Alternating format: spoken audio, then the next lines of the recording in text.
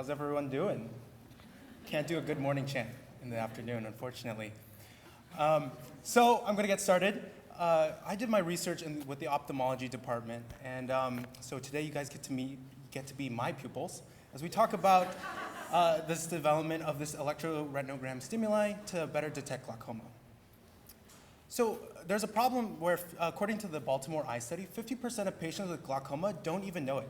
And that's because glaucoma involves very slow peripheral field vision loss. And it's not until the very severe late stages where your vision will look like this on the right side, where only the center part of your vision is preserved. So this poses as a problem for both patients and physicians because the diagnosis of glaucoma can ultimately be delayed.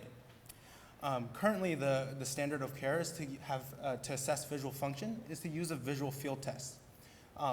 In these visual field tests, you have to stare at a point and they flash lights around you and you press a button to say you've seen it. So as you can imagine, it can be incredibly tedious. It's also very subjective.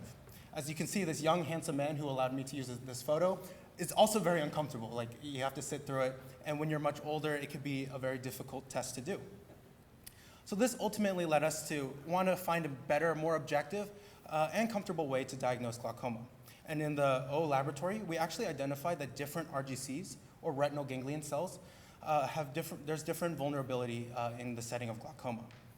So generally speaking, there's two main functional categories of RGCs. They're the on RGCs and off RGCs.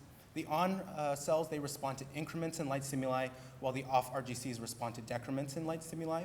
And that we found that in mouse models that the off RGCs are more susceptible in glaucoma.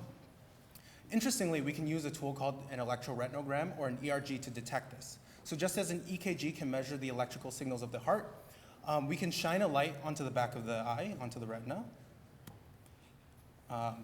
And we can then measure the electrical potential of the retina to identify the health of these RGCs.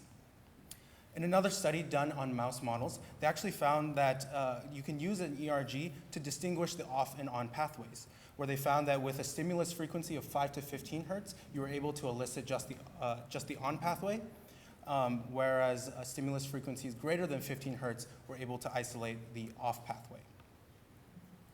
Currently, ERGs aren't used in glaucoma diagnoses because ERG can also be very difficult. It requires long testing times, and it also uses a cornea electrode, which can be very uncomfortable.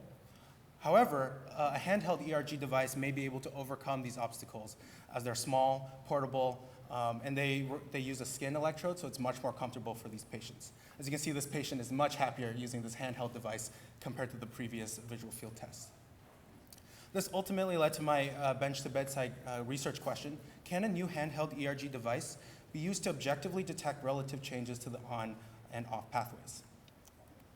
So for this study, I recruited patients from the ophthalmology clinics here at UCSF, and the patient demographics were largely similar across both groups.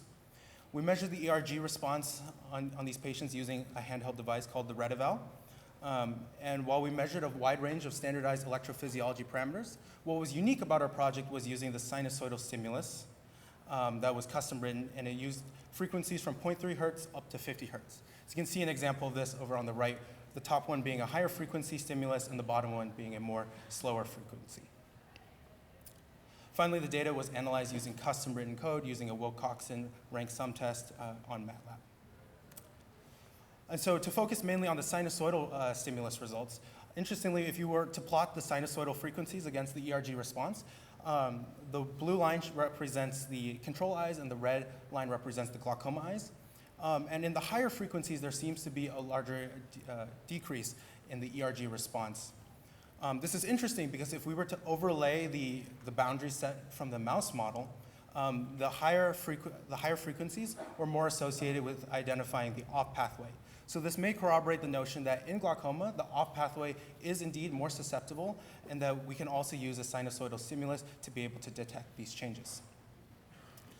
At the end of each test, we also did a patient survey, and patients overwhelmingly found that the handheld ERG device to be much more comfortable and much less fatiguing compared to the traditional visual field test.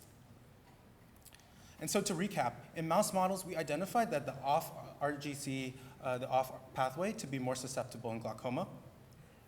And so with a handheld ERG device, as well as this novel sinusoidal stimulus, we may be able to identify decreases in their ERG response at higher frequency stimulus to identify which patients have glaucoma and which do not.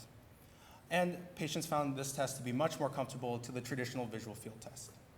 And so in conclusion, a handheld ERG using a sinusoidal paradigm may provide an objective, fast, portable, and more comfortable diagnostic test to detect glaucoma.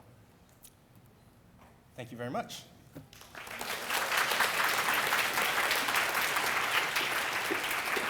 Thank you so much. Yes, you can stay up here. I would like to present you with the Dean's Prize.